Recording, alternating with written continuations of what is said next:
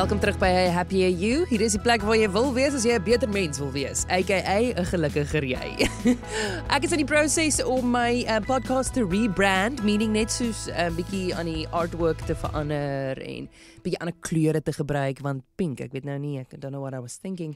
Maar anyway, jy kan op Instagram, kan jy my gaan volg en dan kan jy daar deel wees van die rebranding proses, sal baie lekker wees. Maar vandag gaan ons gesels oor the fact that humans are meaning makers. En ek het hierdie gesien op YouTube. Ek wil net vir die vrou ook die credit gee, want ek het 'n video van haar gekyk en haar naam is Jessica Rothley. Okay, so as jy 'n bietjie meer wil weet oor haar channels op YouTube, Google net of soek net daar op YouTube Jessica Rothley, R-O-T blablabla. Okay, want haar verhaal het gegaan oor hoe sy haarself geheel het, haar fertility reggemaak het en op 'n natuurlike wyse. Hoe sy dit reg gekry het om haar hormoons weer te balanseer tot sover moontlik. Wat vir my bitter duidelik was, en dit was ook een van haar groot punte, was dat ons onder verskriklik baie stres lewe, veral mense my en jou ouderdom. Jy weet, in ons vroeë 20s na hier by 40, dis min of meer die mense wat na my podcast luister, en ons is onder verskriklik baie stres, veral ons in ons 20s. Joh, dit gaan rof. En weet jy wat die hartseer deel? Ons fertility lei daaronder, regtig te doen. Soos die hoeveelheid vrouens wat met PCOS, Polycystic Ovarian Syndrome, gediagnoseer word oor die laaste ruk is belaglik.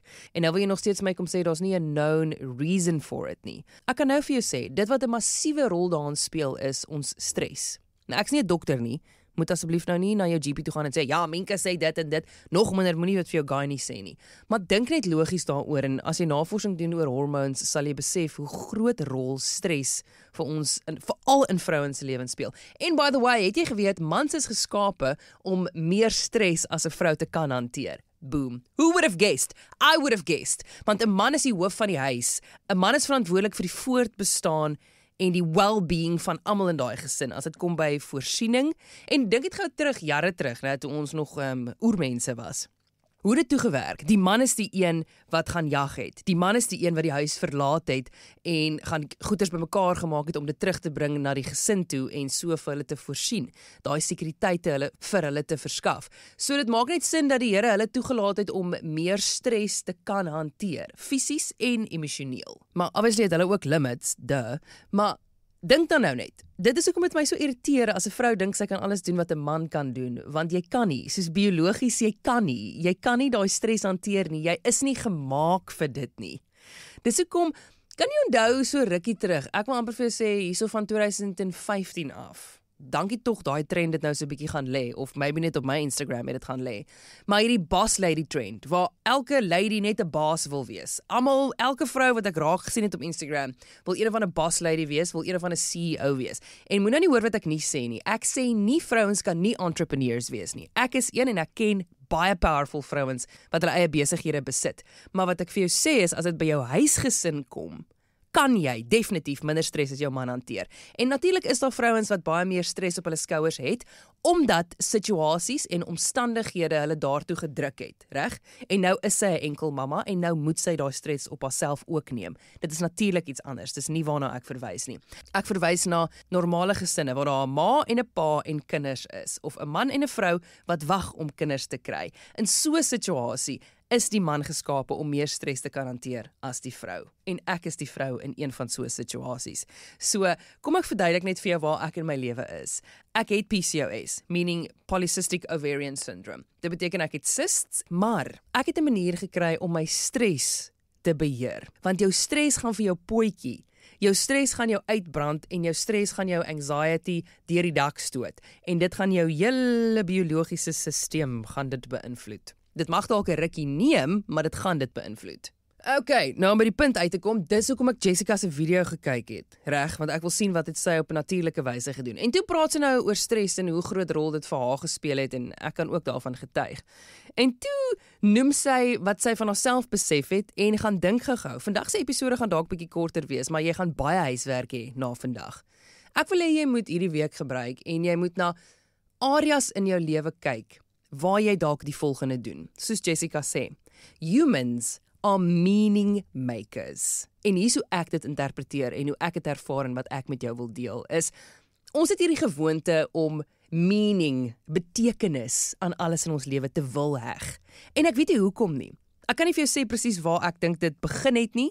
Dit het natuurlik te doen met social media en dit het natuurlik te doen met ons behoefte vir approval en ons begeerte vir purpose. Soos ek wil 'n doel in die lewe hê. Ek wil weet wat daai doel is en ek is driven en ek wil daar uitkom. En ons is nie noodwendig iets fout met al daai goed nie, maar omdat ons in vandag se tyd in so 'n lewe leef waar daar soveel inligting konstant rondom ons is. Soos daar's nie een app op my foon wat my nie laat stres nie, honestly. En ek gebruik nie die woord stres ligtelik nie. Ek kan dit voel. Dit is al vir my 'n fisiese ervaring. Dis letterlik asof ek voel of my keel, my gorrel, of hy soos toetrek as ek te lank scroll. En die ergste van ons is ek gaan van app na app na app na app, van TikTok na Instagram na Facebook na YouTube. Dan begin ons weer van voor af. Maar dalk het TikTok nou al geupdate. Dan gaan ons weer TikTok, Instagram, Facebook, YouTube. Ek kan nie glo ek admit dit nie, maar dit is ridiculous. En die hoeveelheid inligting wat in ons breine ingestoot word elke keer as jy op daai apps is, konstant, jou brein kan nie al daai inligting hanteer nie. Hence, jou stresvlakke wat styg en jou anxiety wat meer raak. Okay, maar ek dink al daai dinge wat in ons lewe is, dra by tot hierdie feit dat ons wil betekenis heg aan alles. Die voorbeeld wat ek nou aan kan dink is, so sê nou maar, het hierdie al ooit met jou gebeur, né? Het jy al ooit vir jou man gevra om iets vir jou te doen? Of hy weet, dis sy beurt om die skorrelgoedwasser uit te pak. Hy weet, dis sy beurt om die bed op te maak. Of jy het vir hom gevra, kan jy asseblief die kinders help met hierdie en hierdie en hierdie? Kan jy asseblief vir my dit en dit en dit? En dan doen hy dit nie. Wat is die eerste gedagte wat deur jou kop gaan? Myne, persoonlik, Minke Jacobsen, is, hy luister nie vir my nie, want hy waardeer my nie, want hy dink dalk ek doen nie genoeg in die huis nie, want hy gee nie genoeg om vir die huisgesin soveel soos ek omgee nie. Dis nou extreme, maar ek het al variasies van al daai ervaar as so iets in my huis gebeur. Maar my vraag is, hoekom moet daai altyd my eerste gedagte wees? Hoekom moet daai altyd my aanname wees? Hoekom moet daai altyd die rede wees wat ek heg aan sy aksies? Hoekom kan dit nie net 'n eenvoudige, hy het net vergeet wees nie? Hoekom nie? I don't know. Dis asof ons so 'n eenvoudige antwoord net onmoontlik vind om te aanvaar. Want dit kan mos nie so eenvoudig wees nie. Daar moet 'n dieper betekenis wees. Daar moet 'n dieper rede wees vir sy aksies. Soms is daar nie. Ek wil amper vir jou sê 60% van die tyd is daar nie 'n dieper betekenis aan dit wat jou man gedoen het as net dit wat jy sien nie. Hy het 10-1 net vergeet. So nou is my vraag. Watse situasies en watse aspekte in jou lewe is dit waar jy jouself bevind en jy dink dalk daar moet 'n rede wees. Daar moet 'n betekenis wees. Daar is probably nie. Maar, jy kan 'n betekenis opmaak. Sure, doen dit. Induce your anxiety, go for it. Maar wat is die punt daaraan? I don't get it. Daar is nie 'n punt aan betekenis aan iets heg, net omdat jy in jou kop besluit het dit gaan nou die betekenis wees nie. Dit is hoekom sê, meaning makers. We want to make and attach meaning to everything. Die feit dat hierdie situasie in my vriendekring gebeur het, die feit dat my familielid dit gedoen het, die feit dat my baas dit besluit het, die feit dat my kind so met my praat, dit beteken seker ek is 'n slegte mens, dit beteken ek gaan my loopbaan verloor, dit beteken ek gaan in die toekoms nie meer 'n verhouding met my kind kan handhaaf nie, dit beteken my man gaan my vir altyd haat. Hoekom beteken dit? Wie is jou uitdaging? Na jy die aspekte of die areas geïdentifiseer het, sê ek vir jou, jy moet as so iets weer met jou gebeur, as jy weer jouself bevind en hierdie betekenis net opmaak, want daar moet 'n groter, belangriker betekenis wees vir dit wat nou gebeur. Vra net vir jouself, hoekom? Hoekom kan dit nie iets eenvoudig wees nie? Hoekom kan jou geliefkose vriendin wat nou vieslik met jou was, of jou liefste kollega wat nou weer ongeskik was, iemand doen iets uit die bloute uit aan jou wat jy glad nie verwag het nie? Hoekom kan die rede nie net eenvoudig wees, daai persoon se pa is siek? Daai persoon se man het nou net op hulle geskree. Daai persoon se vrou het weer dit en dit en dit gedoen. En dit het absoluut niks met jou uit te waai nie. Maar jy maak die betekenis in jou kop. Ja, het gaan seker oor my. Magriet was ongeskik met my, want sy dink ek is 'n slegte vriendin. Magriet kyk my skeef aan, want sy dink seker ek's vet. Ag, Johan sê vir my dit, want Hy sien seker ek het sakke onder my oë, ek is so Ek weet dit klink ridiculous, maar hierdie is die gedagtes wat baie gereeld deur ons koppe gaan. En hoe langer jy dit gaan toelaat dat dit aanhou gebeur, hoe groter en hoe meer gaan dit 'n muscle memory raak. Ek praat so baie oor muscle memory op hierdie podcast, want ek dink, omdat ons as mense so sukkel met beheer, ons sukkel so om ons emosies en ons reaksies te beheer. Daarom, en is okay as jy nie in beheer kan wees nie, maar die oplossing is jy moet jou brein train op 'n sekere manier om op 'n sekere manier te dink, want die muscle memory gaan elke keer jou default wees. Maak dit sin? Okay, goed. Om daarbey aan te sluit wil ek vir jou hierdie storie vertel. Ons is nou die dag by Mambo's, lekker gaan packaging material koop. Ek love 'n stukkie Mambo's, hoor. Ek weet nie hoekom nie, al daai plastiek vat my in overdrive, ek smal daaroor. Maar nie dat ek te veel koop nie, want ek probeer glas prioritiseer. Okay, maar anyway, om by die punt van die storie uit te kom, is ons bly, ek sal nie die binneland noem nie, ons bly natuurlik in die Kaap, so dis by die kus, maar ons bly nie naby die strand nie, reg? En as jy 'n seemeeu sien, dan dink jy, hier's definitief 'n strand naby, en jy sien 'n seemeeu net langs die kus. Jy sien hom op die strand, jy sien hom as hy jou slap chippy eet. So cute. Daar by Hartenbos, Mosselbaai, Dias.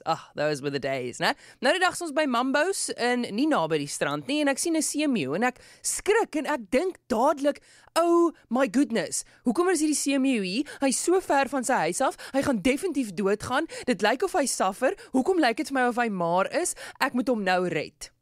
Toe kyk ek so vir Wessel, my man, en ek sê vir hom, dink jy hierdie seemeeu gaan okay wees? Hoekom is hy nie naby die see nie?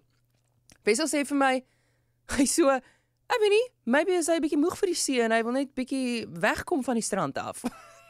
So ontsettend calm en collected. Toe dink ek by myself, Menke, net omdat die seemeeu in die binneland is, beteken nie die seemeeu gaan doodgaan nie. En beteken nie, jy moet nou vir jouself 'n angsaanval gee omdat jy die seemeeu wil red, maar jy kan hom nie red nie.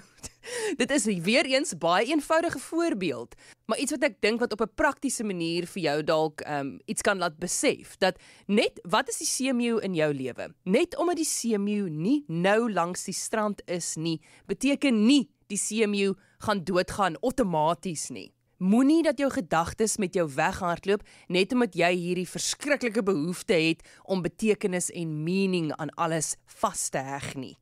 Iets wat my regtig die afgelope jaar sane hou, keer dat ek nie mal raak nie, is die volgende woorde. It is not that deep. It's not that deep, Minke. Volgende keer as jy voel jou gedagtes hardloop met jou weg, omdat jy nie kan uitfigure hoekom X, Y en Z nou met jou gebeur het nie, want daar moet definitief een of ander rede hiervoor wees. Sê net vir jouself, it's not that deep. Letterlik. It is what it is, en it's not that deep. Het my al so baie kere gered van stres en oormaat en angs wat ek nie kan beheer nie. It's not that deep.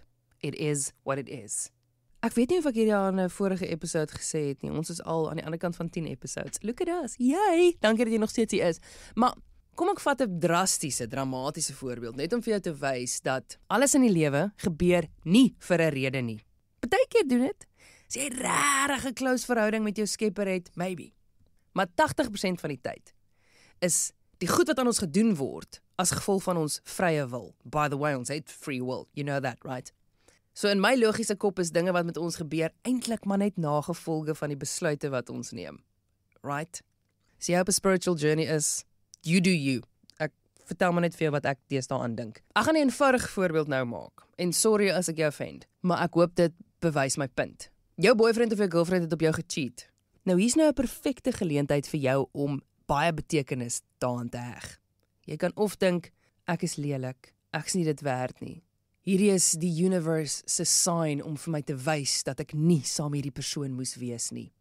Hate to break it to you, maar die enigste rede hoekom hy op jou gecheat het in Mystiek is probably omdat hy te veel bier gedrink het. Die enigste rede hoekom sy daai ou gesoen het by Barbas, dis 'n kerkplek in Bloemfontein was gewees, is omdat sy probably te veel Smirnoff gedrink het. Die eenvoudige antwoord op jou vraag. Maar in jou kop skep jy hierdie betekenis van alles wat hierdie moontlik kan beteken. En dan subject jy jouself aan daai onwaarhede. Ek is nie dit werd om liefgehet te word nie. Regtig?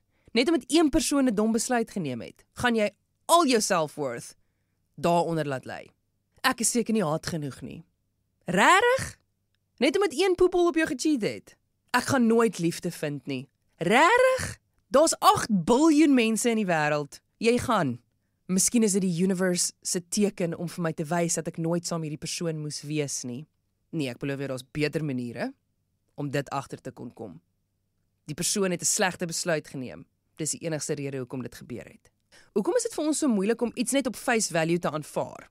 Ek weet nie presies wat se Engelse uitdrukking nie, maar jy verstaan wat ek sê. Hoekom kan ons dit net nie aanvaar vir wat dit regtig is nie? Hoekom kan ons nie net iets wat gebeur aanvaar vir wat die feite is nie? PCOS, reg?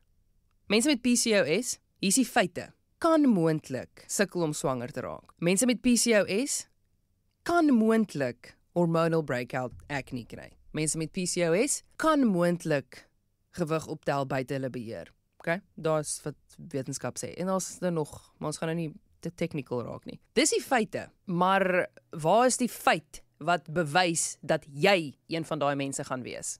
I'm waiting. Hier is die ding.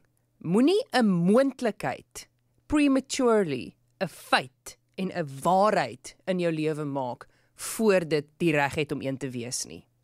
Moet ek dit weer sê? Dis baie belangrik en dit gaan vir enigiets in jou lewe eintlik. Moenie iets wat 'n moontlikheid moontlik kan wees voortydig 'n feit of 'n realiteit vir jou nou maak nie.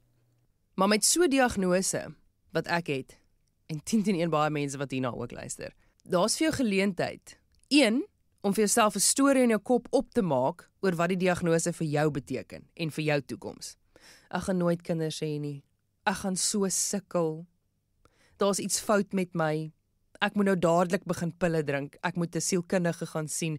Ek moet inspuitings kry, want ek gaan vir die res van my lewe sukkel. Jy kan heeltyd daai stories vir jouself voer. En jou brein gaan dit glo, want onthou, het al vir jou gesê, jou brein ken nie die verskil tussen fiksie en realiteit nie. So as jy sulke verhale heeltyd vir hom gaan vertel, en daai betekenis die heeltyd aan jou diagnose gaan heg, is dit wat hy gaan glo. En, hier is die ding, jou liggaam gaan nie kan funksioneer soos hy moet nie, want hy glo dat sy omgewing teen hom is. Hy glo dat hy nie goed genoeg is nie.